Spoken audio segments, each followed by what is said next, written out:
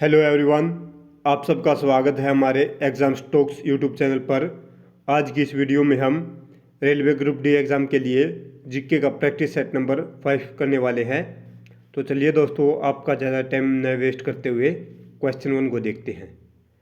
भारतीय संविधान में आपातकाल लागू करने का अधिकार किसके पास है? इस क्वेश्चन का जो राइट आंसर है वो है ऑप्शन ए, भारत के राष्ट्रपति के पास है। देखिए दोस्तों, भारत के संविधान में जो आपातकाल हैं वो 3 प्रकार के आपातकालों का वर्णन किया गया है। जो पहला आपातकाल है वो आर्टिकल 352 में राष्ट्रीय आपातकाल है, और जो दूसरा आपातकाल है आर्टिकल 356 के अंदर वो है राष्ट्रपति शासन। और जो थर्ड इम्पोर्टेंट आपातकाल है वो है आर्टिकल 360 वित्तीय आपातकाल। देखिए दोस्तों, भारत के संविधान में जो सबसे अधिक बार जिस आपातकाल का प्रयोग किया गया है वो है राष्ट्रपति शासन, आर्टिकल 356, और जिसका एक भी बार प्रयोग नहीं किया गया है वो है वित्तीय आपातकाल, आर्टिकल 360। ये इनके आर्टिकल भी इम्पोर्टेंट है और एग्ज़ाम के अंदर डायरेक्ट पूछे जा सकते हैं, इसलिए आप चाहे तो इनका स्क्रीनशॉट ले सकते हैं। अब नेक्स्ट क्वेश्चन को देखते हैं। रोडिनेशिया प्रोडक्टर किस क्षेत्र में उपयोग किया जाता है? तो इस क्वेश्चन का जो राइट आंसर है वो है ऑप्शन ए। ये जो इसका प्रयोग चूहों को मारने के लिए किया जाता है।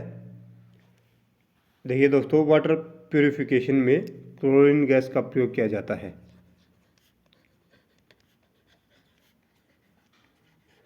और फोटोसिंथेसिस के दौरान ऑक्सीजन गैस रिलीज होती है। ये इम्पोर्टेंट क्वेश्चन है जो हम स्क्रीन पर लिख रहे हैं, इनसे भी डायरेक्ट क्वेश्चन बन सकते हैं, इसलिए आप इनको ज़रूर याद रखना। अब नेक्स्ट क्वेश्चन को देखते हैं। तीसरे पंचवर्षीय योजना में मुख्यतः किस पर जोर दिया गया था? तो देखिए दोस्तों, इस क्वेश्चन का राइट आंसर है ऑप्शन ए, कृषि और सिंचाई पर जोर दिया गया था। जो भारी उद्योग है इन पर दूसरी पंचवर्षीय योजना के दौरान जो जोर दिया गया था, और सेवा क्षेत्र पर 11वीं पंचवर्षीय योजना में जोर दिया गया था।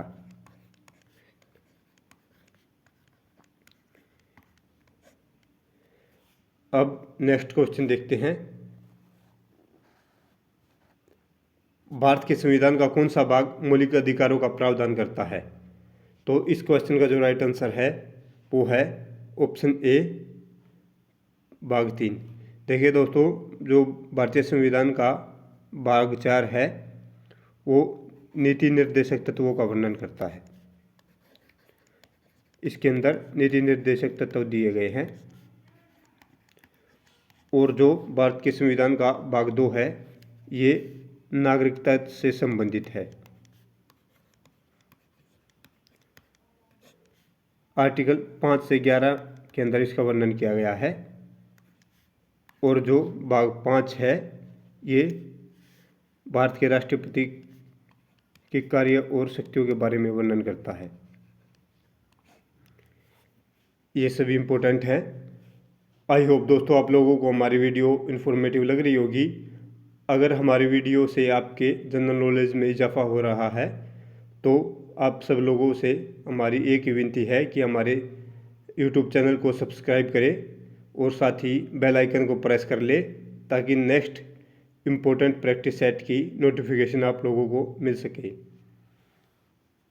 नेक्स्ट क्वेश्चन देखते हैं। अब भारत के किस लोकसभा चुनाव में सबसे अधिक वोटिंग प्रतिशत दर्ज किया गया था? तो इस क्वेश्चन का जो राइट आंसर है वो है ऑप्शन ए, 2019 के अंदर किया गया था। अब नेक्स्ट क्वेश्चन देखते हैं। थैलेसीमिया क्या है? देखिए दोस्तों, जो ये थैलेसीमिया है ये एक प्रकार का रक्त का विकार है जिसके अंदर हीमोग्लोबिन का उत्पादन कम हो जाता है।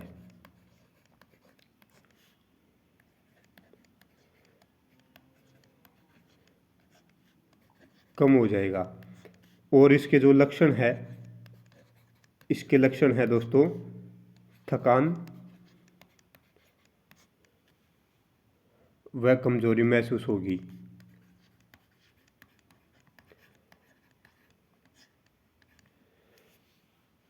अब नेक्स्ट क्वेश्चन को देखते हैं। भारत का कौन सा शहर सिलिकॉन सिटी के नाम से जाना जाता है? तो इस क्वेश्चन का राइट आंसर है option A, Bengaluru silicon city के नाम से जाना जाता है। और देखिए दोस्तों, जो गुरुग्राम है ये साइबर सिटी और मिलेनियम सिटी के नाम से जाना जाता है।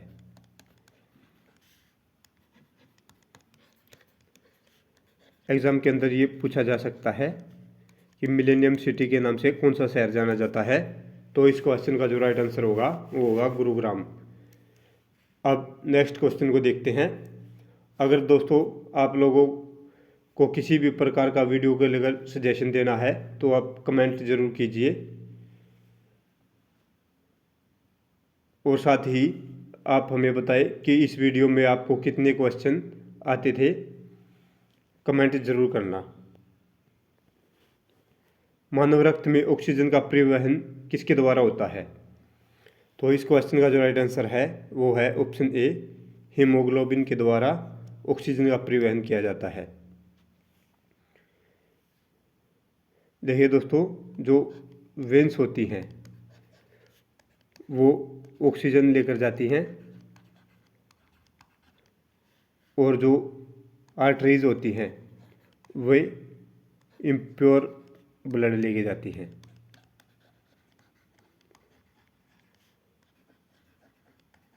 हार्ट के अंदर। अब नेक्स्ट क्वेश्चन देखते हैं। भारतीय संविधान में नीति निर्देशक तत्व कहाँ वर्णित है? तो इस क्वेश्चन का जो राइट आंसर है वो है ऑप्शन ए, पार्ट 4 के अंदर वर्णित है। और देखिए दोस्तों, जो एक और इम्पोर्टेंट पार्ट है वो है पार्ट 4 का ए सेक्शन। इसके अंदर मौलिक कर्तव्यों का वर्णन किया गया है। अगर मौलिक कर्तव्यों से संबंधित आर्टिकल आपसे पूछा जाए तो आर्टिकल होगा आर्टिकल 51A। अब नेक्स्ट क्वेश्चन देखते हैं। और वर्तमान समय में जो 11 टोटल मौलिक कर्तव्य हैं, आप इसका स्क्रीनशॉट ले सकते हैं, ये बहुत ही ज़्यादा इम्पोर्टेंट है। अब नेक्स्ट क्वेश्चन को देखते हैं। देखिए दोस्तों, आप लोगों के लिए हम जो एक्स्ट्रा इन्फॉर्मेशन प्रोवाइड करवा रहे हैं उसको सर्च करने के लिए बहुत ही ज़्यादा टाइम लगता है, इसलिए आप सब लोगों से रिक्वेस्ट है कि आप सिर्फ हमें सपोर्ट कीजिए और हम आपके लिए बेहतरीन से बेहतरीन कंटेंट लेकर आएंगे। नेक्स्ट क्वेश्चन, वॉशिंग मशीन किस वैज्ञानिक के द्वारा आविष्कृत की गई थी? तो इस क्वेश्चन का जो राइट आंसर है वो है ऑप्शन ए, जेम्स किंगोल के द्वारा की गई थी। अब नेक्स्ट क्वेश्चन को देखते हैं। भारत की सबसे लंबी सुरंग कौन सी है? तो इस क्वेश्चन का जो राइट आंसर है वो है option A, Atal tunnel. Next question, विद्युत चुंबकीय प्रेरणक की खोज किसने की थी? तो इस क्वेश्चन का जो राइट आंसर है वो है ऑप्शन ए, माइकल फैराडे के द्वारा 1831 के अंदर इस विद्युत चुंबकीय प्रेरणा की खोज की गई थी। और आइजैक न्यूटन के द्वारा गुरुत्वाकर्षण का नियमों की खोज की गई थी। और जो ये हम्फ्री डेवी हैं, इन्होंने डेवी लैंप का आविष्कार किया था। और एग्ज़ाम के अंदर डेवी लैंप पूछा जा चुका है रेलवे के, इसलिए ये इम्पोर्टेंट है और जो एल्बर्ट आइंस्टीन है, इन्होंने सापेक्षता का सिद्धांत दिया था।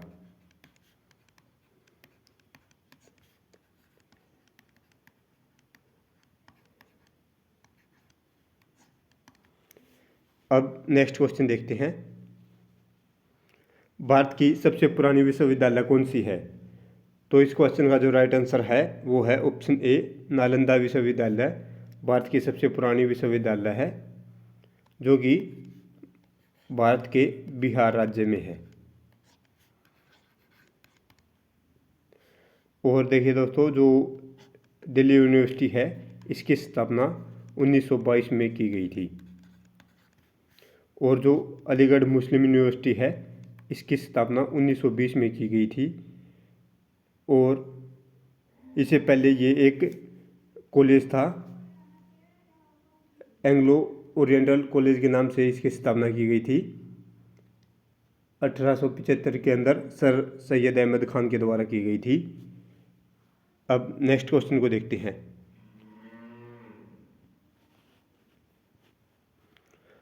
वायुमंडल, पृथ्वी के वायुमंडल में किस गैस की मात्रा सबसे कम है?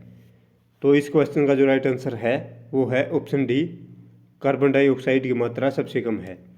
देखिए दोस्तों, जो सबसे अधिक जो मात्रा है वो है नाइट्रोजन की प्रतिशत, जो कि है 78.9%। और जो ऑक्सीजन है, इसकी जो परसेंटेज है वो है 21%। और जो कार्बन डाइऑक्साइड है, इसकी जो परसेंटेज है वो है 0.03%। ये फोर्थ नंबर पे है कार्बन डाइऑक्साइड, और थर्ड नंबर पे है आर्गन गैस। इन सब की परसेंटेज डायरेक्ट एग्जाम में पूछी जाती है, इसलिए आप इसका स्क्रीनशॉट ले ले। अब नेक्स्ट क्वेश्चन को देखते हैं। आई होप दोस्तों आप लोगों को हमारी वीडियो इन्फॉर्मेटिव लग रही होगी। अगर आपको हमारी वीडियो इन्फॉर्मेटिव लग रही है तो प्लीज़ वीडियो को शेयर करें और चैनल को सब्सक्राइब करें। नेक्स्ट क्वेश्चन को देखते हैं। अब भारतीय राष्ट्रीय आंदोलन के किस नेता को उद्योगों का निर्माता कहा जाता है? तो इस क्वेश्चन का जो राइट आंसर है वो है ऑप्शन बी, जवाहरलाल नेहरू। देखिए दोस्तों, दूसरी पंचवर्षीय योजना में भारी उद्योगों पर जोर दिया गया था, और इस समय जो भारत के पीएम थे वो नेहरू थे, इसलिए उद्योगों का निर्माता जवाहरलाल नेहरू को कहा जाता है। अब नेक्स्ट क्वेश्चन को देखते हैं। यदि मानव शरीर में आयरन की कमी होती है तो क्या रोग होता है? तो इस क्वेश्चन का जो राइट आंसर है वो है ऑप्शन ए, एनीमिया रोग होता है। देखिए दोस्तों, अगर शरीर में शुगर की कमी होगी तो डायबिटीज़ होगी, और यदि कोलेस्ट्रॉल अधिक होगा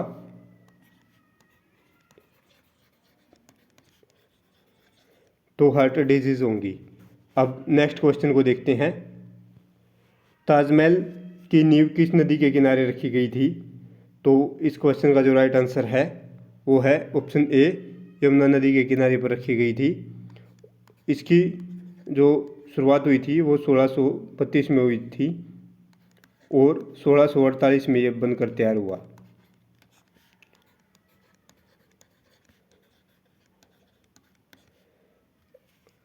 अब नेक्स्ट क्वेश्चन देखते हैं। भारत का संविधान किस दिन विकसित हुआ था? तो इस क्वेश्चन का जो राइट आंसर है वो है ऑप्शन ए, 26 नवंबर 1949 को। और देखिए दोस्तों, 26 जनवरी 1950 को भारत गणतंत्र बना हुआ और संविधान लागू हुआ। अब नेक्स्ट क्वेश्चन देखते हैं। कोप्पा वायरस किस प्रकार का रोगजनक है? तो इस क्वेश्चन का जो राइट आंसर है वो है ऑप्शन ए, वायरस। अब नेक्स्ट क्वेश्चन को देखते हैं। भारत की पहली महिला अंतरिक्ष यात्री कौन थी? तो इस क्वेश्चन का राइट आंसर है ऑप्शन ए, कल्पना चावला भारत की पहली महिला अंतरिक्ष यात्री थी, और इनकी जो मृत्यु थी वो 1 फरवरी 2003 को हो गई थी। और जो इनके स्पेस शटल का नाम था वो कोलंबिया था। ये एग्ज़ाम में पूछा जा चुका है। और इसको याद करने की जो आसान ट्रिक है वो है 1, 2 और 3 के नाम से इसे याद रख सकते हैं आप सब लोग। तारीख 1, महीना दूसरा और साल 2003, आप इसे ऐसे याद रख सकते हैं। आई होप दोस्तों आप लोगों को हमारी वीडियो इन्फॉर्मेटिव लगी होगी। आपसे रिक्वेस्ट है कि प्लीज़ हमारे चैनल को सब्सक्राइब करें। हमें आपके सपोर्ट की बहुत ज़्यादा ज़रूरत है। Thanks everyone.